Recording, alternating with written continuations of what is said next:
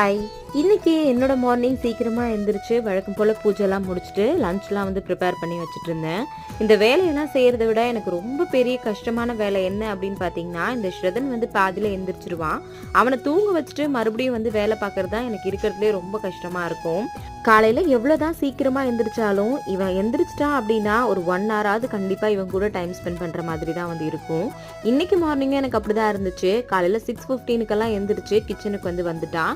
இவனை வச்சுட்டு சமைக்கிறது ரொம்பவே ரிஸ்க்கு. ஏன்னா எதை தூக்கி எதில் போடுவான் அப்படின்றதே வந்து தெரியாது. ஃபைனலாக ஒரு 7:30 வரைக்கும் இவனை சமாதானப்படுத்தி ஒரு வழியாக தூங்க வச்சுட்டு அதுக்கப்புறமா தேவேஷ்க்கு ஸ்கூலுக்கு தேவையான பாக்ஸ் எல்லாம் கரெக்டாக இருக்கா, புக்ஸ் எல்லாம் கரெக்டாக இருக்கான்னு சொல்லி எல்லாத்தையும் செக் பண்ணிட்டு இருந்தேன். இன்னைக்கு என்னோட மார்னிங் கொஞ்சம் பரபரப்பாகவும் கொஞ்சம் டென்ஷனாகவும் தான் வந்து இருந்துச்சு. உங்களோட மார்னிங் எப்படி இருந்துச்சு அப்படின்றத மறக்காமல் கமெண்ட்டில் சொல்லுங்கள். உங்கள் வீட்டில் இருக்கிற குட்டீஸ் கூட இப்படி மார்னிங் நீங்கள் டைம் ஸ்பெண்ட் பண்ணுவீங்களா அப்படின்றதையும் சொல்லிடுங்க. தேங்க்யூ.